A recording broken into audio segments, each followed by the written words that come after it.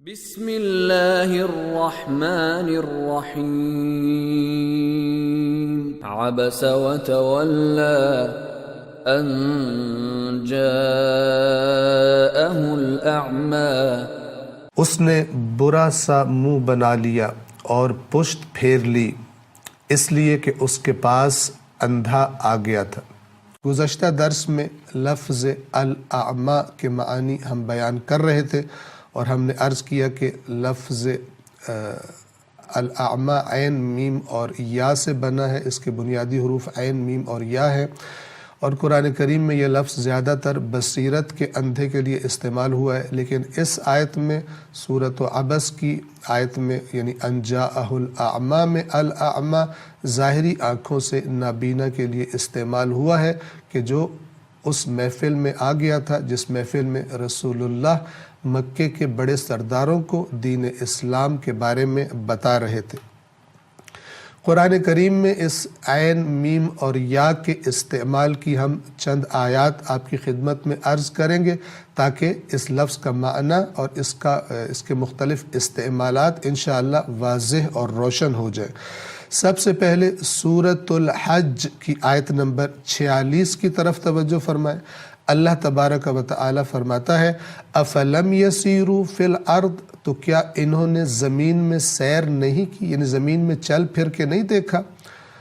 کہ کتنی بستیاں ایسی تھی، کتنی طاقتور قومیں ایسی تھی جن کو اللہ تبارک و تعالی نے ان کی سرکشی کے نتیجے میں ہلاک کر دیا، ان پر عذاب آئے اور وہ نیست و نابود ہو گئے، اور ان کی طاقت اور ان کی ترقی اور جو عمارتیں انہوں نے بنائی تھی اور جو علم ان کے پاس تھے وہ ان کے کسی کام نہیں آئے۔ تو قرآن یہاں پر فرماتا ہے کہ تو کیا انہوں نے زمین میں سیر نہیں کی، یعنی زمین میں چل پھر کے دیکھا نہیں ہے کہ اگر یہ زمین میں چلتے پھرتے اور عبرت لیتے تباہ شدہ بستیوں کو دیکھ کر تو کیا ہوتا فَتَكُونَ لَهُمْ قُلُوبٌ يَعْقِلُونَ بِهَا، تو ان کے لیے ایسے دل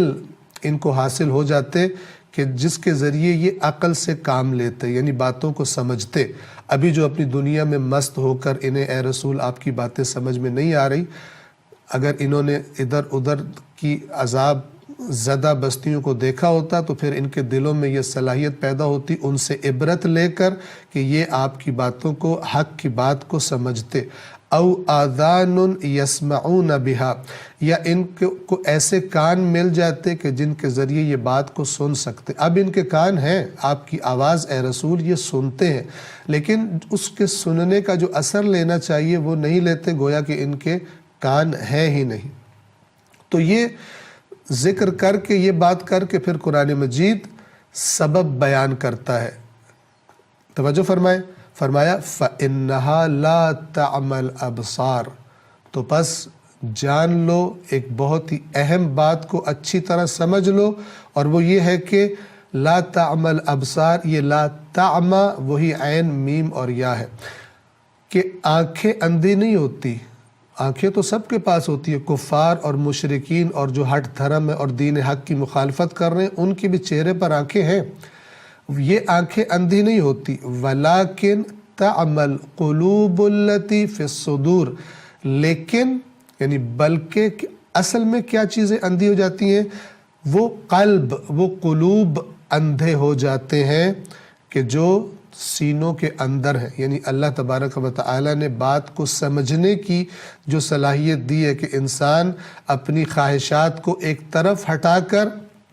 حق کی بات کو سنے اور غور کرے تو اس کی عقل اس حق بات کی تائید کرتی ہے۔ لیکن یہ لوگ اگرچہ ظاہری آنکھیں تو ان کے پاس ہیں، لیکن ان کے اندر جو دل ہے، جہاں عقل رہتی ہے، عقل کا مرکز، سوچنے سمجھنے کا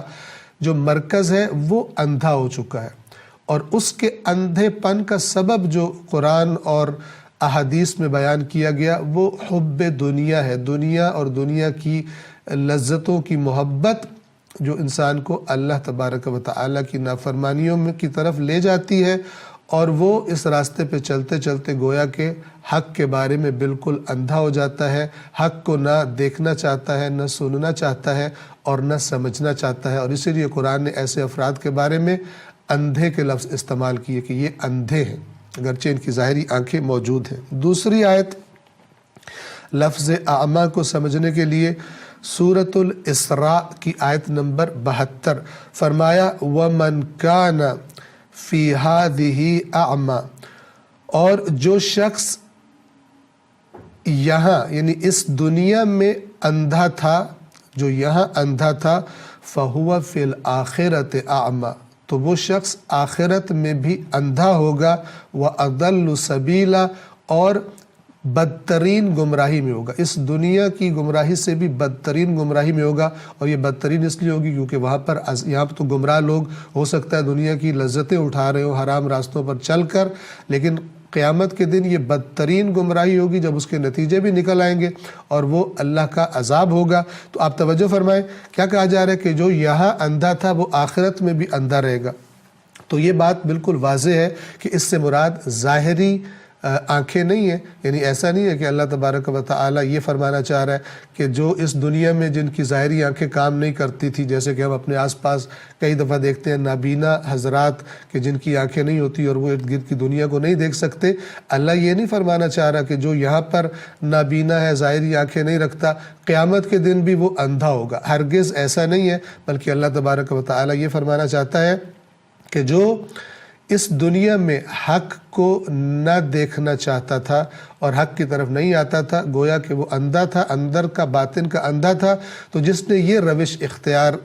کیے رکھی تو ہم اس کو آخرت میں بھی اندھا اٹھائیں گے، یعنی آخرت میں بھی وہ صحیح راستے پر نہیں ہوگا اور گمراہوں کے ساتھ اور جہنم میں جانے والوں کے ساتھ اس کو معشور کیا جائے گا۔ جس نے دنیا میں حق کو پسند نہیں کیا، اس کو آخرت میں حق کو پسند کرنے والوں کے ساتھ محشور نہیں کیا جائے گا۔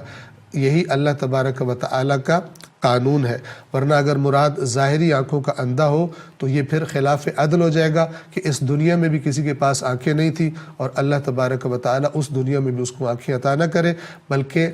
واضح مراد ہے کہ جو جان بوجھ کر یعنی اس کے پاس حق آیا اس نے نہیں مانا، تو قیامت کے دن بھی اس کی حالت ایسی ہوگی اور وہ حق کو نہ ماننے والوں کے ساتھ محشور کیا جائے گا۔ انشاءاللہ ایک اور آیت مزید بیان کریں گے اور وہ آئندہ درس میں۔ والسلام علیکم ورحمۃ اللہ وبرکاتہ۔